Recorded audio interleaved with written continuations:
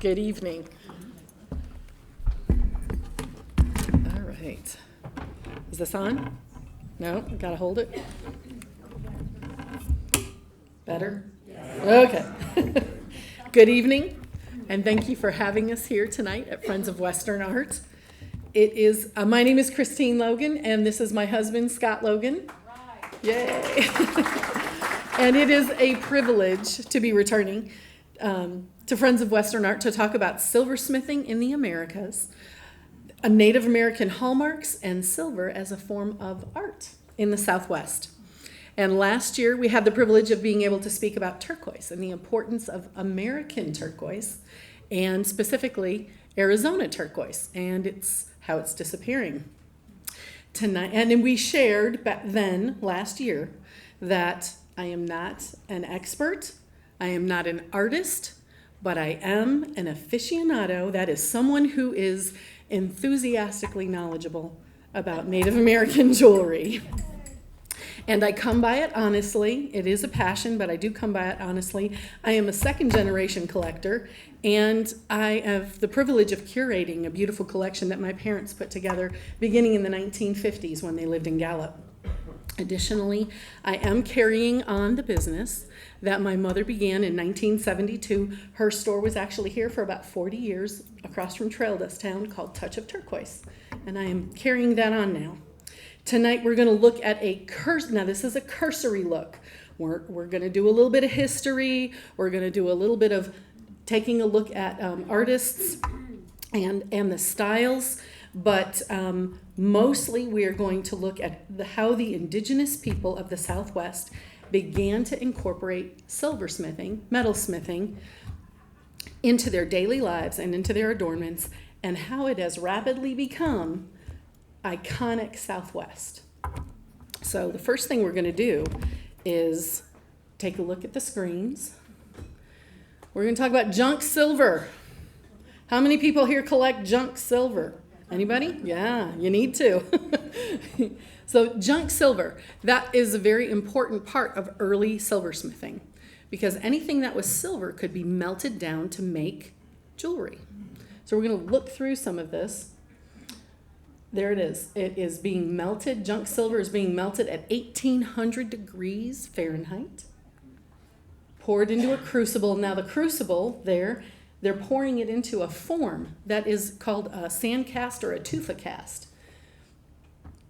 And as you pour the liquid silver into there, then the silver is laid down, the cast is laid down and cooled. And if you look at the bottom, they're revealing a bracelet form on the inside of that cast. Now that was carved by that artist and will be used for the next steps. He's going to cool it in the water, take it out, and then he's going to grind off all of the rough spots. Now here comes the design, and you can see him stamping.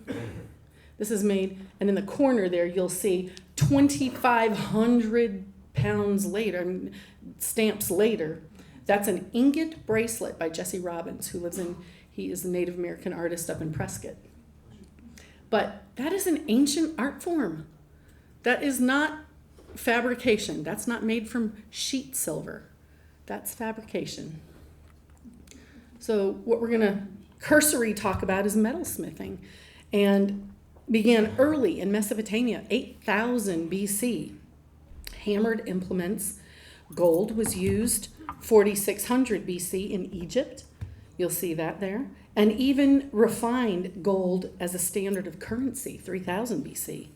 Turkey was using silver in 3000 BC as silver was being used. And then later, gold was being made coinage, which means it was commonplace.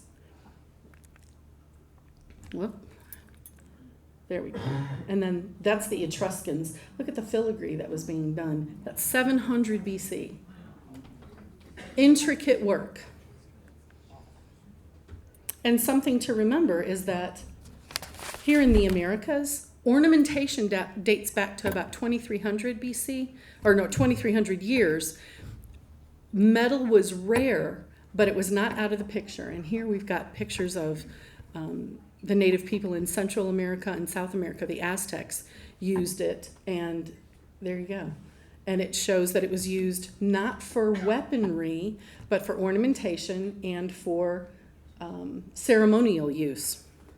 However, the arrival of the Spanish did set into motion smithing of metals on the North American continent like that was never seen before. They brought with them many tools and implements for mining, for farming, and for conquest. Iron, bronze, tin, silver, gold, they were commonplace among the Spanish soldiers, but the Spanish brought their own blacksmiths for weaponry, for equestrian purposes, to do horseshoeing, bridles. But once, and their metal smithing was quite prolific. In fact, if you look at this next one, you can see there's a 1400s. They were using rapiers like that. That's a beautiful handle on that sword.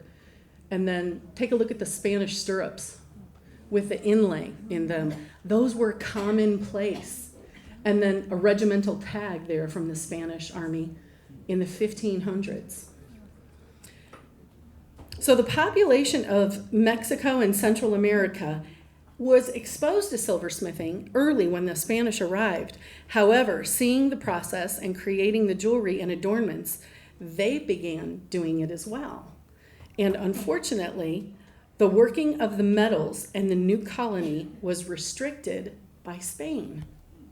They didn't want the indigenous people learning metalsmithing, so they made it illegal for them. And they took over all of the mines that were copper, silver, and gold. So, after the Mexican Revolution in 1821, there was a revival of the arts. Maybe. There you go. A revival of the arts.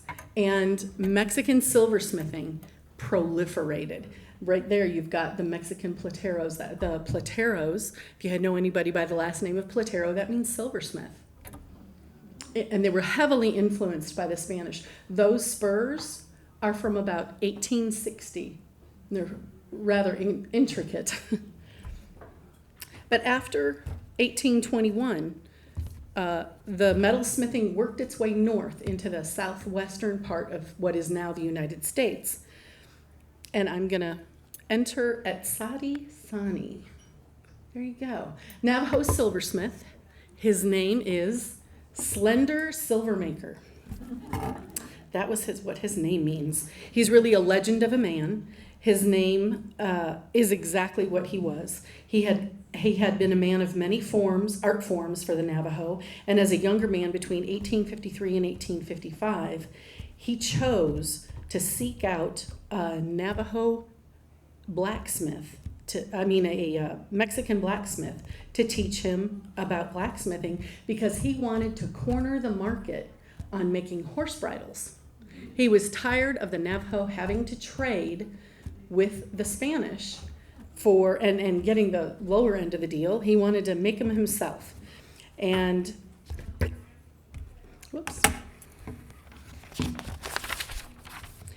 at Sadi Sani sought out a Mexican blacksmith named Nakai Tsotsi, and learned the craft from him, and his blacksmithing skills flourished. Not only did he learn them for himself, but he taught his 4 sons, and then he taught the rest of the Navajo area. However, in 1863, life changed for the Navajo, and with the arrival of Kit Carson. And at about the age of 30, he found himself elected by his people as a negotiator for the tribe at Bosque Redondo. So silversmithing and blacksmithing was put on the back burner. So he was Slender Silvermaker, I'd like you to say that several times, please, was a medicine man, a singer, a ceremonial dancer, a spiritual leader, an elected negotiator, and a prolific blacksmithing and silversmithing teacher by the time he was 35 years old. He changed the Navajo culture. Another silversmith. Oh, and this is how he was able to quickly, and I have some in the display over here. How are you able to, right now, if somebody was going to be learning silversmithing or blacksmithing, you'd have to go to a place and learn, typically. Well, he put everything in a box and he was able to travel. It was very portable, and it was something that he was able to move around and teach others because of its portability. So the next silversmith, his name is Atsari Chan, a Navajo silversmith, and his name means ugly silversmith, which is very sad. But interestingly, I could not find a frontal view of him. All his pictures were to the side, so maybe he was. I don't know. Another interpretation would be grumpy. He too had been trading for tools and bridles with the Mexican blacksmith and decided he was tired of doing that. So he went to a herrero, which is a Mexican blacksmith, and he learned as well. And he honed his skills well enough to trade with other tribes in the area. And his trading frequently brought him to the Zuni Pueblo, where he, around 1885, taught the first Zuni silversmith named Lenyade. And I've got that picture. Oh, and the Zuni, what were they known for? They were known for their intricate lapidary work. So for hundreds of years, with carvings of beads and stones and tab necklaces, in the 1830s, the Zuni learned how to work brass and copper from pots and kettles that they had been trading for. So then they took to metalsmithing in the 1890s with the silver and the blacksmithing, and it became a major source of major source of money for the Zuni families. Who were buying it? Who were their clients? They were trading within the area, and then the 1890s there would have been some tourists. There would have been some trade. And also the trading posts as well. This gentleman here, Lenyade, take a look at his face, because I'll mention him later. He taught blacksmithing and silversmithing prolifically to all the pueblos, and it is said that the Zuni were the first ones to add turquoise to the silver work. While early blacksmithing was primarily used for practical purposes, such as crafting tools and weapons, the silver captured the attention of the tribal artisans. Using the same smithing techniques that they learned for blacksmithing, jewelry soon followed. And at this point in time, a primary source of the silver was American coinage. Silver American coins. Melted in crucibles, just as we saw at the beginning, and used for ornamentation. So you have to remember, this was only 50 years into silversmithing, and now it's spread from the Navajo to the Zuni, and now it's going to be, at this point of time, the jewelry was being created, but mostly for within the tribes and occasionally at the trading posts. But a historical note to consider is that the wealth of Native Americans had to be portable. Typically, historically, it was not just for decoration or embellishment, it was wearable bank. It depicted rank, it depicted social class within a tribe, and was typically passed down from generation to generation. This early, tribal styles had not been differentiated. So take a look at that up there. The one on the left and the right, those are first phase. That's early jewelry. And most of the jewelry among the tribes looked very, very similar. Early jewelry with the basic techniques like this is called first phase jewelry, and it is made from melted coins, or other junk silvers. But that's between 1860s and the 1900s. And I'm going to tell you that the dates don't matter, it's the style that matters. So somebody told me on different parts of the reservation, that style would have reached there later because they weren't close to towns and they weren't close to railroad tracks. So the style would not have changed inside of the reservation as quickly as it would have on the outskirts of the reservation. So just as the industry was making huge strides, the tribes were honing their skills, changes happened to the silver industry. This is first phase jewelry. You can see, including the horse stall there. Very simple. Beautiful and very simple. I would call it elegant. Is a lot of that first phase jewelry for men? I see that. Yes, a lot of it was for men, a lot of it was heavier, yes. And a lot of beading and lighter work was for women. There's a pin right there that you can see. That Pueblo pin is absolutely elegant. And that's a first phase pin. So Scott's going to take it from here. He's going to talk to you a little bit about silver and the changes that happened. There you go. Good evening, everybody. Thanks for having us back again. And there we go. So we're going to talk about silver for a little bit. And you knew what you were signing up for when you asked us back. So last year we did the nerdy side of turquoise, right? Now this time you get the nerdy side of silver. So we're going to take you through some of the different types of silver that you're going to find in jewelry. So first, an introduction. I'm just going to jump right into the nerdy side. The chemical symbol is Ag. It's from the Latin argentum. And fun fact, it's the word from which a South American country was named. Can anybody take a guess what that would be? Argentina. Very good. So Argentina was known for its silver mines when the Spanish first arrived in the early 1500s. And so they named it Argentina. Of all the metals that we know of, anyways, it has the highest ability to conduct heat and cold and electricity. It has some very unique properties, and it is the most reflective of all metals on the earth, which is why we make, or used to anyways, make mirrors out of them. So because of its properties, it has many industrial uses. We are familiar with its monetary use, and of course we're familiar with its adornment use. So there's high demand for silver. And I thought this was interesting. Again, this is just trivia, but the country that produces the most silver ore in the world is Mexico, our neighbors to the south. 25% of the world's supply is produced by Mexico. And then the next three, China, Peru, and Chile. The US is in the top 10. We're about number 8 or 9 in any given year.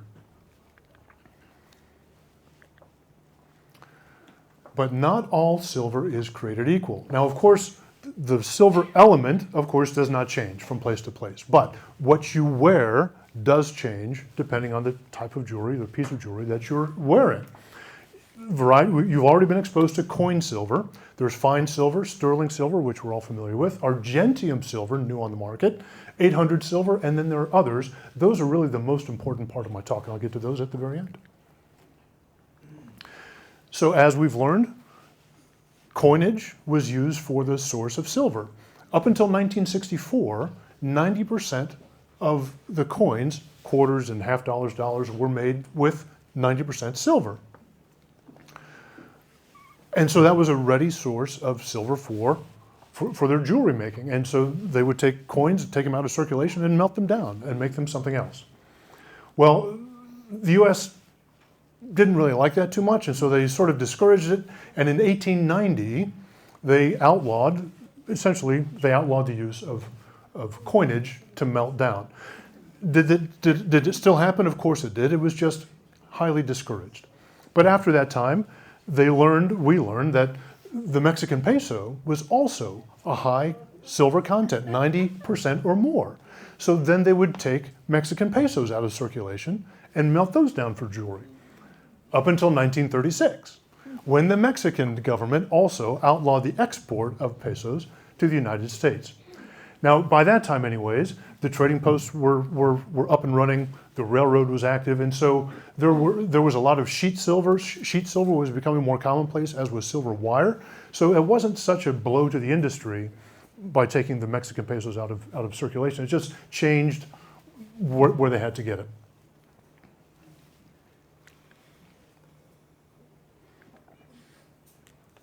The next type is fine silver. That's 99.9% silver, or nearly pure, just a couple of just 0.1% impurities. It's not ideal for jewelry use because it is soft and it easily dents and bends.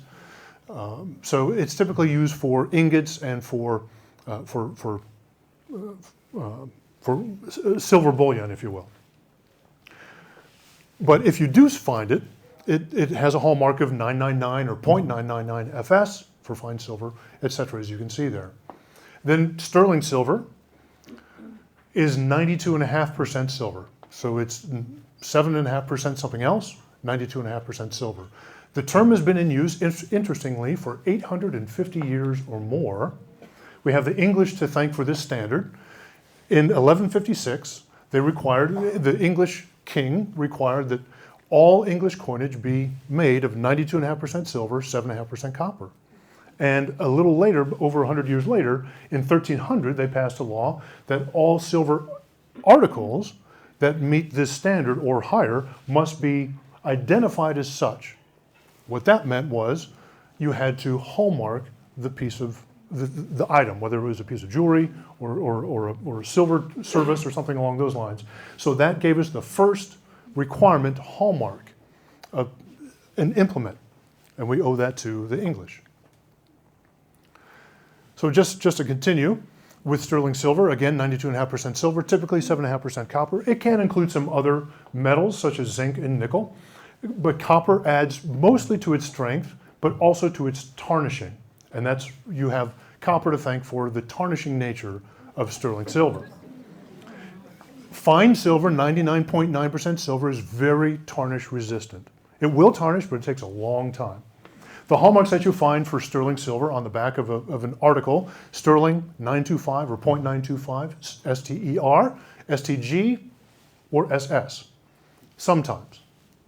Sometimes SS stands for stainless steel as well. So you have to be cautious with that one. Have to be cautious, but I did want to mention that. Next up is a new one, argentium silver. And this was developed and brought to market in 1991. The reason it was brought to market is because they wanted to find a silver that was very tarnish resistant. It's a very bright silver, and it will stay bright. It will tarnish, but again, it takes a very long time to do so. The reason why is the addition of a rare earth metal called germanium. So we have seen some Native American craftsmen using argentium silver. You do have to have a license to use the hallmark. So there is a requirement. You just can't pick up sheet silver and go use it. You have to request to use this type of silver. And it has a different look to it. I'm so used to the sterling look or coin look that it just seems a little bit off to me, but it is beautiful. It really is beautiful. And the hallmarks that you'll find are any of those 935, because argentium can range from 93.5% to 96% silver plus other added metals. So you can find some different hallmarks there. Or a winged unicorn is also the suitable hallmark for argentium. Finally, of the silver family, we have 800 silver. As you can guess by now, it's 80% silver. It's typically found in European jewelry, not so much in the United States. Now here comes some more silver types. Nickel silver, German silver, Tibetan silver, tribal silver, they're all the same. They are silver in color. They have no silver content whatsoever. So the confusion comes in where silver is both an element, a metal, and a color. So they're not misleading you by calling it nickel silver, it's silver colored. That's okay to call it that. You just have to know what you're buying. All right, so if you find a piece of jewelry that the dealer tells you is nickel silver, it has no silver at all. It's silver colored. And there's a place in the market for it, of course, costume jewelry and fashion jewelry. Not everybody wants sterling. So just be aware of that. So repeat this after me. Nickel. German. Tibetan. Tribal. Is there any silver content in there? No. Thank you. All right, good. Very good. And finally, yes, ma'am. Catherine. So it was my understanding that German silver was the standard that Germany used in the 19th century as to oppose themselves to the British standard, which was 92.5. And I thought it was the same as coin silver, which would have been 800.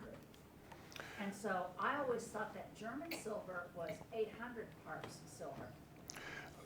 Not according to the references that I've been. Now, it could have been at one time, and it's changed over time.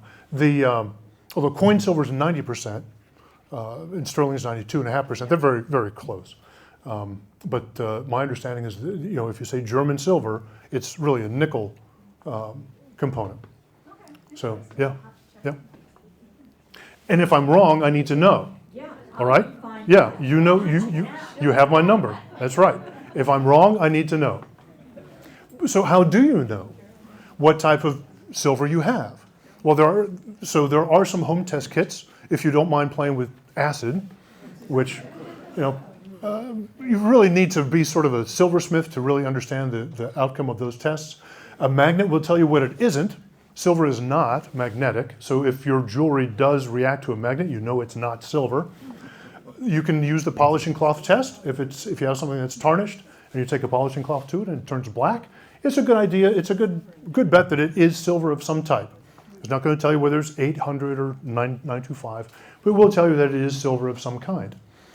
The better way is to look for these signs outside of shops. We buy gold and silver, right? Sometimes you think it's sort of cheesy or corny. These guys know what they're talking about because their livelihood depends on it. And they have professional pieces of equipment, spectrometers and X-ray fluorescence meters that can tell you instantaneously what the type of gold or silver is in your either coin or article of service or a piece of jewelry.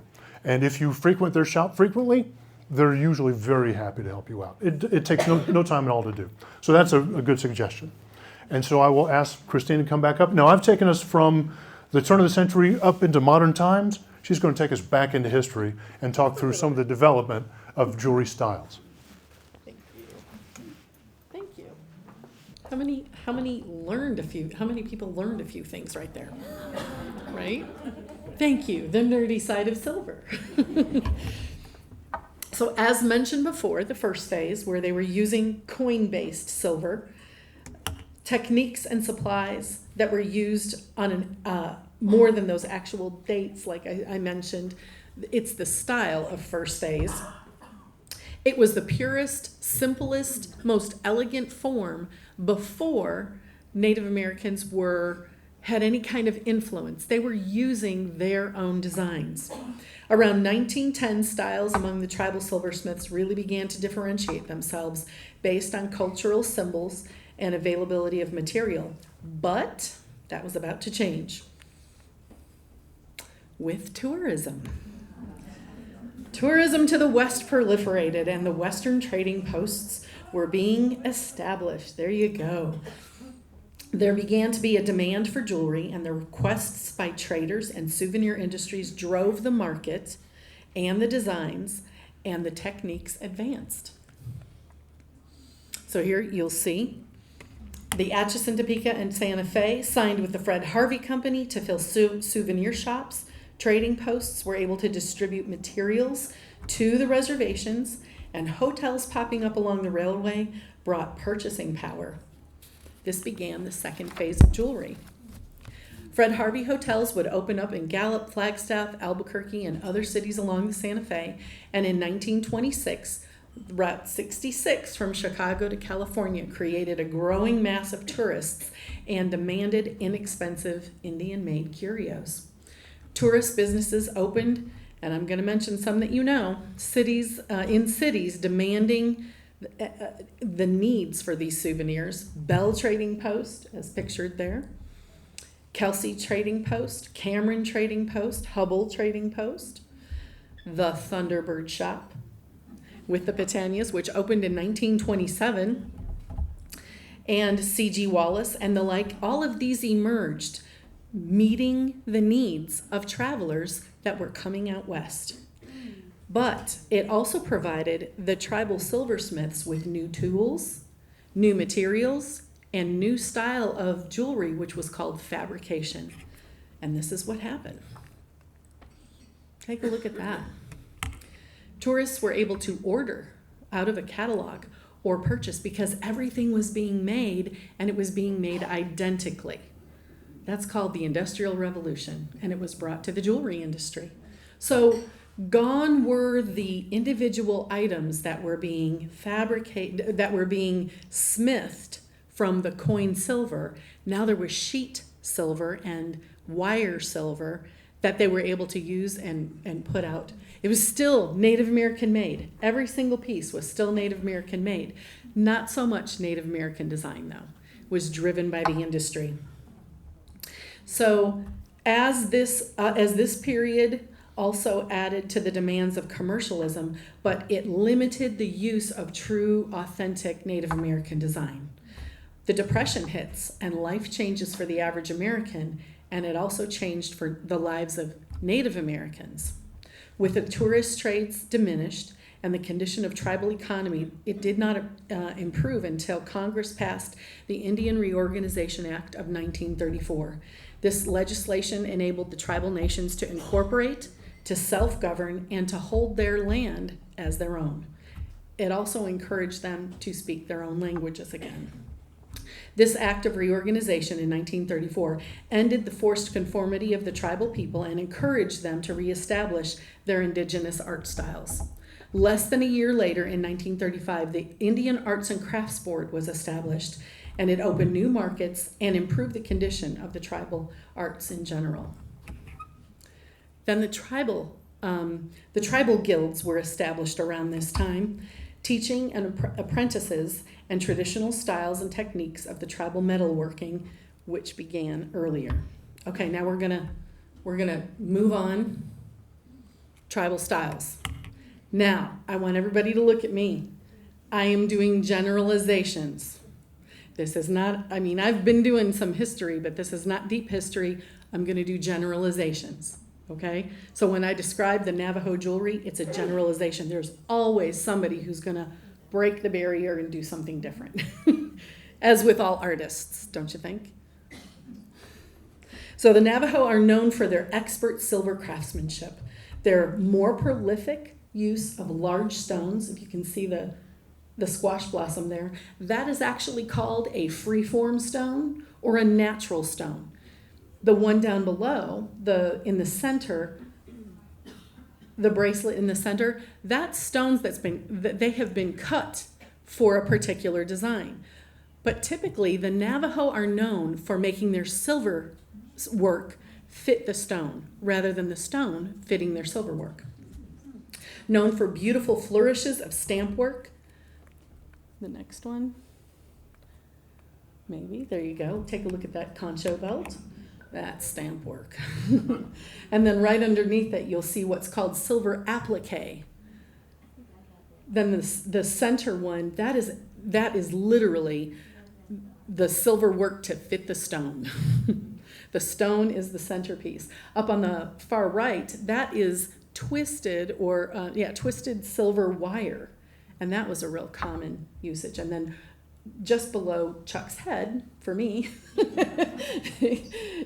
that's called shadow box. And that was very popular in the 70s. That's actually 2 layers of silver with the back one oxidized that accentuates the stone. And that's called shadow box. The next one, the classic Zuni styles. Now remember, the Zunis, by ancient tradition, were highly renowned for their carved animal fetishes, intricate styles of stone carving that produced not only the fetishes, but also the fetish necklaces that everyone is familiar with, often strung into necklaces. The Zuni tradition showcases expertise in the cutting of the stones into intricate patterns that fit together into the silver. This is called channel inlay, and if you can see, most of those stones are outlined by silver channels, and they cut the stone to fit into the channel. You can see in the center pin, the gone dancer, most every single stone is outlined with the silver, as is in the older bracelet that's up on the left. That isn't, you can tell with the thickness, that's an ingot bracelet that was set, and the stones were cut to fit. Once again, contrasting it to the Navajo, which fit the silver to the stone. Then the next style, there you go. This is one of my favorites. Mosaic inlay. Take a look at that center one. There's nothing in between those stones. Those stones are laid right next to each other. Likewise, in the Rainbow Dancer, there may be some channeling on the exterior, but every single stone is set next to itself, and next to the next stone. There's no silver channel laying in that. That is mosaic. Then if you look at the butterfly, that's kind of a mix. Her wings are the mosaic, but they're laid in channels. And that's very common, that mixed style.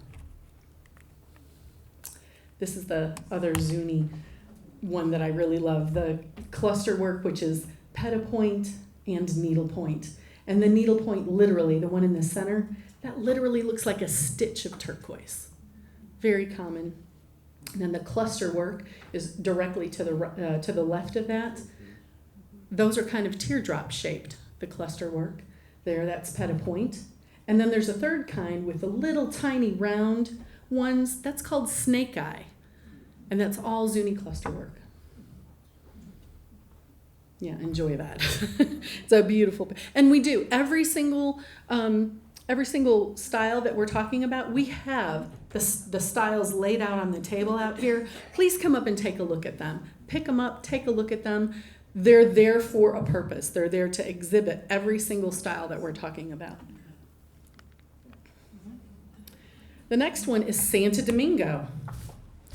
Unlike the previous tribes that are mentioned, the Santo Domingo tribe is famous for their jewelry work, but not with silver, but drilled with stones and shells. Silver is rarely used, and when it is, it takes the form of ornate silver beads or a cast article. But artists from this tradition are best known for their necklaces and natural stones and shells. Has anybody noticed I haven't mentioned the Hopi? Yeah. Right? How come? So the Hopi have a unique jewelry history, and it is not very old. So we're going to go on to that. Maybe. There we go. Remember I said take a picture? Remember this guy, Lenyade. The Hopi are a Pueblo tribe famous for their intricate silver overlay work, and it's generally believed that the establishment of the art of silversmithing for the Hopi began with a Zuni trader named Lenyade.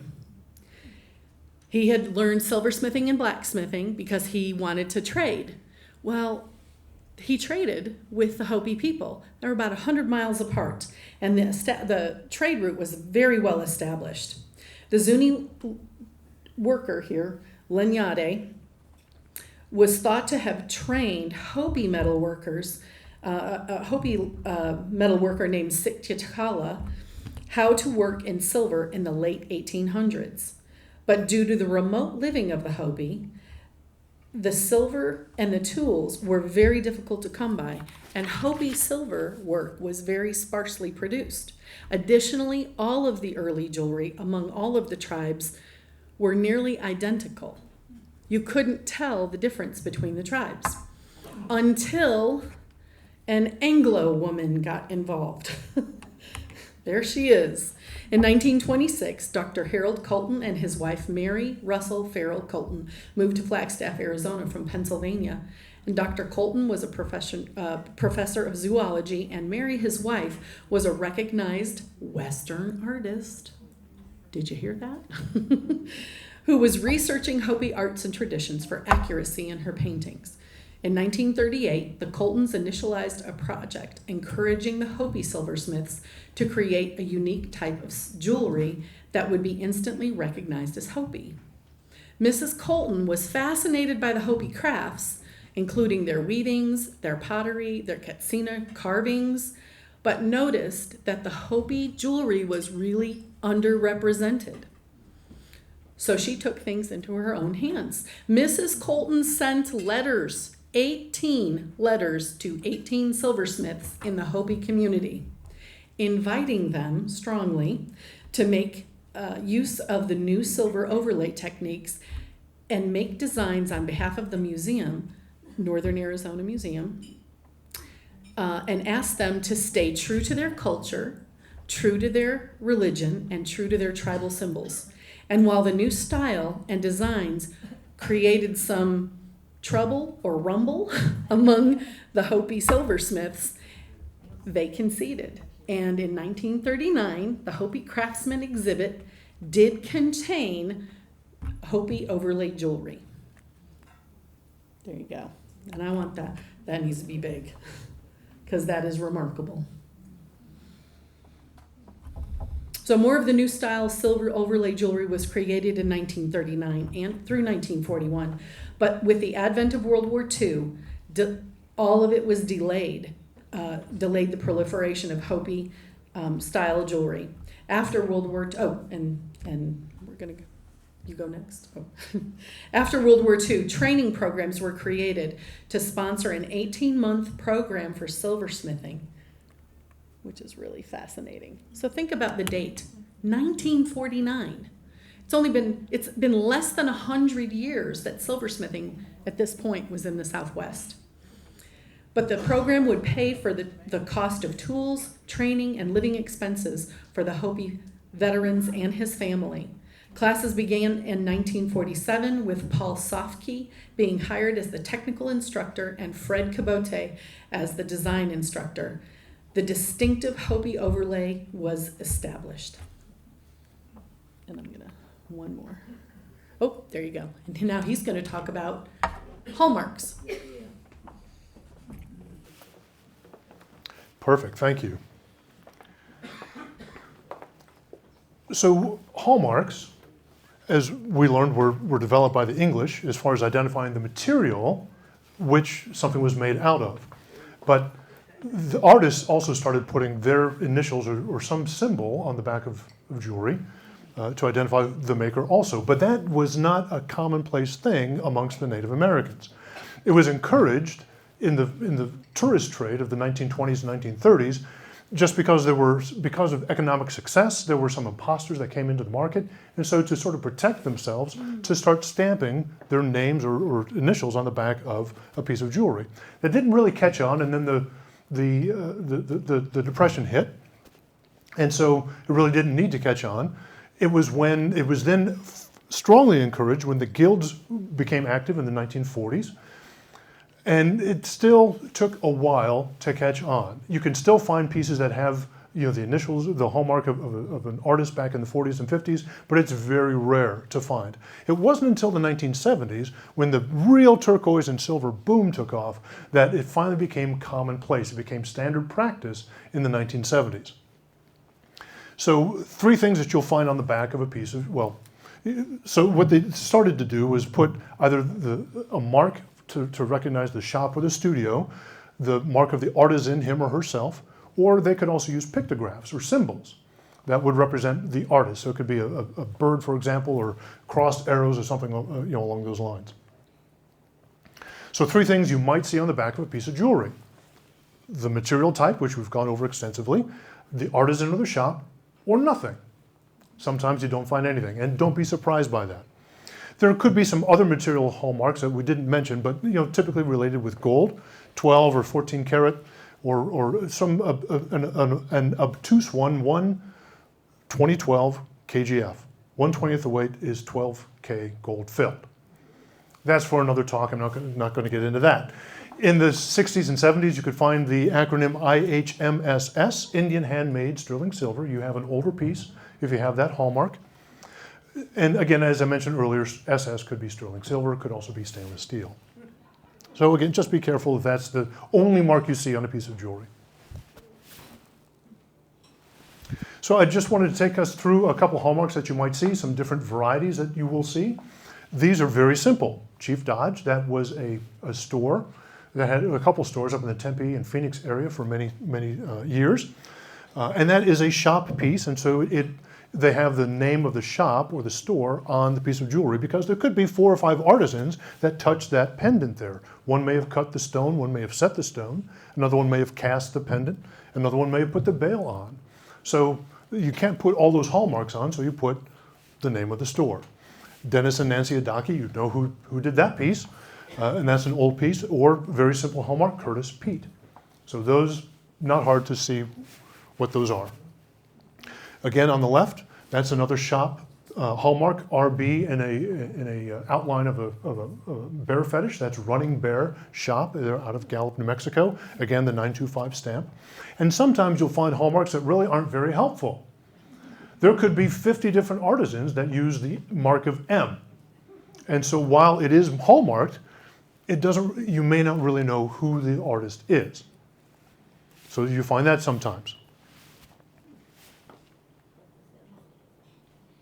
What does M stand for? Well, it could be any number. It could be Margaret Parkhurst, could be or Mildred Parkhurst, could be Morgan, could be any one of the Morgan silversmiths. Pete Morgan might be one. It could be many different. Yeah, could be. These are some pictographs. Now, typically, pictographs are, when you see a pictograph, you think of Hopi. The Hopi silversmiths very typically use a pictograph for their hallmark. And on the left-hand side, the bottom sun face hallmark, that is for the Hopi Silvercraft Guild. That's a guild mark. And then up above, the little triangle on its side, I believe that's a rattlesnake hallmark. That would be, and I'm going to get this right, Walter Polylonema, Hopi silversmith. In the middle, there's the hallmark of a bird head. That is Louis Jositewa. Then on the right-hand side is a sun face hallmark. And you would say to yourself, that's probably, that tells me it's a Hopi artist. But that's on the back of a Zuni sun face. So these Zuni artists, this is Morris and Sadie Lahate, they chose a sun face as their hallmark. So when you see that, it's a Zuni artisan. And sometimes you see something very cool on the back of a piece of jewelry. So on the front, it's a Rainbow Man ring, inlay Rainbow Man ring, and on the back is sort of hand scripted with an etch, Rainbow Man, Indian handmade. And then you turn it around, and on the other side of the back, it says by Patsy Spencer. And at the very tip, it's tough to see, it says 3 of 76. So this piece was made by Patsy Spencer in March of 1976. You don't find that very often. When you do, it's pretty cool. You would say to yourself that this would be a Zuni piece also. Inlay, really beautifully inlaid piece. But Patsy Spencer was Navajo. And she was known for very, very beautiful inlay work. And finally, if you would make that larger, perfect. Sometimes you find that the artist actually identifies the tribe that they're from, Zuni, and we've seen marks of Navajo also. And then on the left-hand side is I just didn't want you to be confused by this hallmark of Bennett, patent pending.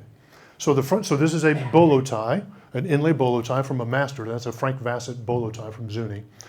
He did not hallmark this bolo tie, but he used a Bennett clasp on the back. So that is a clasp for the back of the bolo tie, made by a company called Bennett, right? They didn't make the bolo tie. So if somebody tells you that, ooh, Bennett made this, you just smile nicely and say, well, thank you very much. And then you'll find somebody else who actually tells you who made that piece. And then if you want to take a photo of this, there's some really great resources. The bottom one is a website that has just a wealth of information as far as hallmarks are concerned. And the top reference, we have actually a copy of that book over on our table over there. You can take a look through that if you're interested.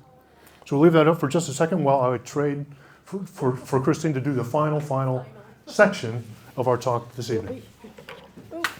I'll get that. So, hallmarking. Everybody's like, who made this? Who made this? Sometimes we don't know who made it. Sometimes it's just a beautiful piece to be admired, but, oh, there it is. Does anybody know what that hallmark is? Loloma. Yeah. Yes. Yes. Loloma. So Charles Loloma, a Hopi artist, he is most known for turning the world of Native American art on its ear. He was out of the box in every way, shape, and form. He was a potter, a sculptor, a carver. Oh, I have a good picture of him. Let's see. There we go. Could we make that big? There we go. Look at him just laughing. He loved what he did. Potter, sculptor, carver, painter, jeweler. He set standards that were out of the norm, and he broke all tradition. Isn't that what artists do? In any culture, they take the norm and stretch it. And that's what he did. He was one of the Hopi men who took advantage of the GI Bill and changed art history. And there you can see he had cobblestone, he worked with gold, he did pottery. There's another one, I have one more. There you go. So the ones on the left are from the Eddie Basha collection. And then the one on the right, take a look at that. Yeah, it is remarkable. He also used, if you'll notice, the Zuni inlay, the sun face. He broke tradition. And he led the way for others. The next one is Tommy Singer. Tommy Singer is a beloved Navajo artist, and he is actually accredited with creating, somebody had a beautiful one on here, the chip inlay. Who was wearing the beautiful chip inlay bracelet with the huge stone? There you are. It's gorgeous. He's accredited for creating chip inlay in the 70s. With what? Shop leftovers. Shop leftovers. And it was a rage. So then later in his career, he innovated again. And do you remember? It was Hopi overlay, not Navajo overlay, but look at his overlay work. That's what he's known for later in his career. So artists innovate, and they keep innovating. So finally, it's kind of a reminder to friends of Western art that art is dynamic. It's constantly changing. If you take a look at what's up there now, on the far right, that's Alex Sanchez. Thank you. Alex Sanchez. He's Hopi and Zuni, and his work looks like neither. So what do you do with that? You love it and enjoy it, and he's known for doing pictographs. And then the one in the center, Preston Monange. He's Hopi, and is that overlay? No, that's sandcast. That's a Navajo tradition. And then the one on the bottom, Jared Chavez. San Felipe. Wait. They're known for pottery. So what do you do with that? You enjoy it. And then, of course, James Fendenheim. He doesn't even sound Native American. He is a Tucson native who is Tohono O'odham and German. And he's known for his incredible overlay work. So what do you do with all of this? You know what the tradition looks like. We've got the tradition all set out for you. It's all delineated. But what's happening now? All the lines are being blurred. And that's kind of the joy of art. It's a living, breathing thing that changes through the generations. Old masters give way to new innovative and rising stars. And they bring new changes and they bring new techniques. It's truly a joy of artistic expression. And that is exactly what Native American art is now. You asked me at dinner, what do I think about the new artists? The new artists are breaking the norm. There are a lot of them. We showed at the very beginning the young gentleman who was doing the traditional ancient casting. He's probably in his 30s, and he's decided to go back to the original and do casting that's an ancient form. It's because, and he's Native American, but he's Creek, I believe. Yeah, he grew up in Prescott, though. So he had the influence of the Southwest. So I'm just going to encourage you, take the time when this is over, which is now, and please take a look. We have set all of the items out and delineated them among the traditional lines of the tribe. But of course, now everything is blurred. Those are traditional. But if I were you, I would just, if you've got a piece that isn't hallmarked, enjoy it.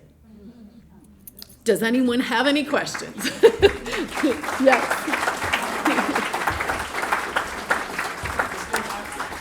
I don't know if it's so much a question, but the piece that I bought from you. Yes. Love it. And it is, and Christine said that it looks like a Zuni. Yep.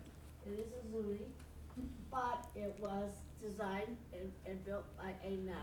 Yes, it was. So how does that happen? How does that happen? That is a very good question. So a lot of that has to do with shops. So what's interesting is, let's say a trading post or a shop opens and it's in the Zuni area. I'll use C.G. Wallace as an example. C.G. Wallace is part of a trading post community. He encourages the Zuni. He has the items, the materials there. The Zuni people come and they trade him. And so now they're doing Zuni style. Well, if someone opens a trading post and it happens to be on the Navajo reservation, but it's close to where some Zuni people live, and they want to be part of you're going to make what is required. So let's say someone goes, in fact, I saw an interview that was fascinating. A Hopi gentleman said he was so excited to get into the shop because he wanted to work with silver, but he could never afford the silver. So he went to go work for a shop, and for 7 years he polished stone. He did nothing else but polish stone, but he was happy to be in a shop. And he was happy to be doing something that was jewelry related. It took him moving to another shop to be able to learn welding of the soldering of the silver. He said, and then he got to do that for another 5 years. And he said by the time he was finished, he was ready to go out on his own.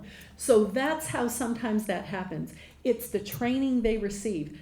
Not every Native American artist is what they call a lineage or legacy artist.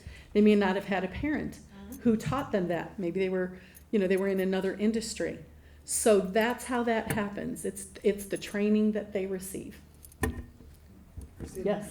When you Yes. travel north to Salt River Canyon or the Grand Canyon, you see these tables on the side of the road, covered with blankets, and usually elderly Indian women selling. Is any of that stuff of value, or is it just costume jewelry? Could be, I'm going to say yes and yes. So his question was, when you're traveling north and you see Native Americans on the side of the road and they're selling jewelry, is any of it valuable? Or is it, what was the other portion? Costume Or jewelry. is it costume jewelry? So the answer is yes and yes. So it's difficult because I've been one of those who goes to the top of Oak Creek Canyon, and you go out there and you look out and, I do love to purchase from the artists themselves. There's a story to go with every piece when you do that. But there are some that you just thank you so much and you move to the next one. What do you say? Because some of them are not using quality products. Some of them are using beautiful, they're legacy families. I mean, these people have been doing this to me, it's just something you have to, do not be afraid to ask the questions. Do not be afraid to ask, what is this made of? Is this sterling silver, or is this turquoise, or is this, what kind of stone is this? What if they tell you something that isn't true? Well, that's on them. I don't know. I know, but you don't. You don't. So Yeah. how do you know? How do I know? How do you know? So- I know how you know. Yeah. Sometimes you don't know. Sometimes you don't know. There's a question back there. Yes. Christine, a question. I have heard for the last number of years that the Chinese are flooding the market. Do you have any comment on that? How you can tell the difference? Do they fake the hallmark? Yes. Is all of this? There's actually, thank you. The question was asked that other cultures are now bringing into the United States a flood of fakes or falsified. And there's actually, I don't know if this should make it onto YouTube, but there is also a shop that actually changed its name so they are able to stamp a tribal symbol because they changed their name legally so that they can stamp it, and they are not authentic Native American.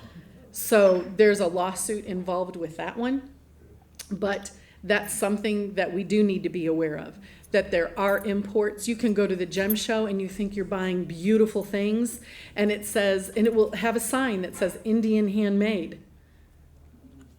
It's from Pakistan or India, And you need to be aware that Indian handmade no longer means what it used to mean.